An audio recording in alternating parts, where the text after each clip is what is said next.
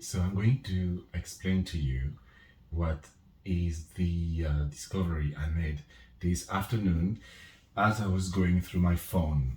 I realized that some apps had the capacity, the ability to turn the screen of my phone on, as you can see here.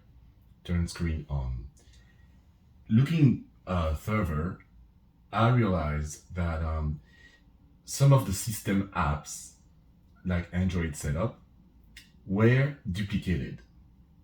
I had already noticed in many of my Androids that a lot of apps were duplicated, and it's something that I've never done. I've never run my devices or my applications in emulator, so it was it's always been a bit of a mystery to me how on earth those apps could appear twice in my devices. You see, for example, Android setup here, Android system, app update, and all of them have the capacity to turn the screen of my device on. So what I did is I started unchecking those permissions.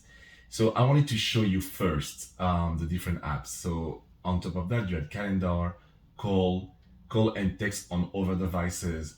And that's interesting because I had completely turned off call and text on other devices on that specific Android.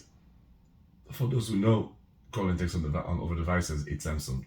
So I completely taken turn off the application, but I could see in the history of accessing the camera or accessing the microphone that call and text on over devices was still able to do it. I never understood why, and I believe that it's because that app is being duplicated here.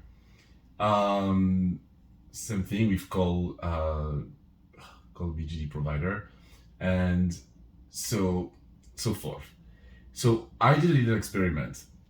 I decided to uncheck my apps because apparently the one with the icon here is the duplicate.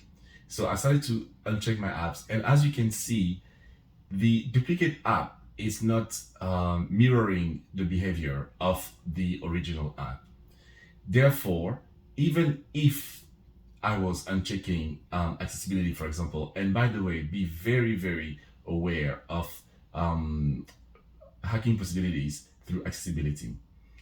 So even if I was unchecking this app, you can see that here the duplicate app is still checked on. Same thing, Android Auto. I don't even have a car, so I don't know why Android Auto is in my on my phones. Accessibility and same thing. So I was just showing how they appear twice. So what I did this afternoon is that I unchecked as much as I could those apps so that they would then have the possibility, the capacity to turn on my screen. It's something that I just found out today, but like I've noticed before, the problem with someone who has devices that have been duplicated is that how do you fix those vulnerability issues? And I found this great answer. I'm just gonna read it because I thought it was perfect. You can fix a vulnerability by installing an operating system update. That's what they told us. They tell us all the time. Changing the application configuration or installing an application patch. Detected vulnerabilities may apply not to installed application but to their copies. A patch can fix a vulnerability only if the application is installed. And that's what happens with those duplicates. When you see them on your phone and you try to click on them, you will see that it tells you not installed for this user. So since it's not installed for this user, you absolutely can't do much about it. For instance, on one of my other devices, there were two Google apps, and those two Google apps had crazy permissions. My app had crazy permissions. The duplicate had crazy permissions as well.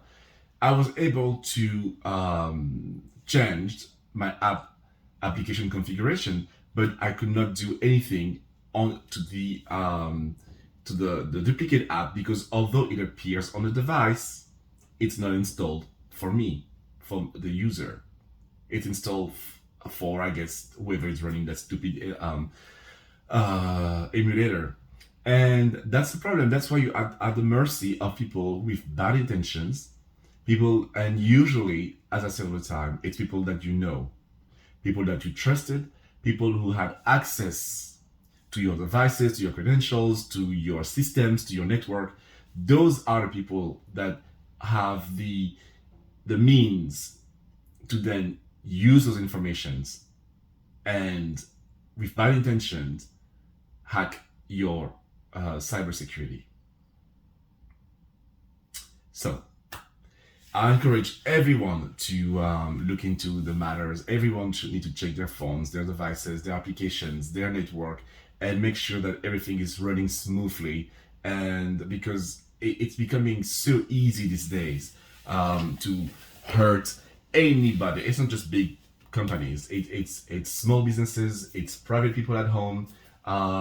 People can absolutely do great damages to your life, to your money, to your health, to everything you may have worked hard by simply touching, pressing a button.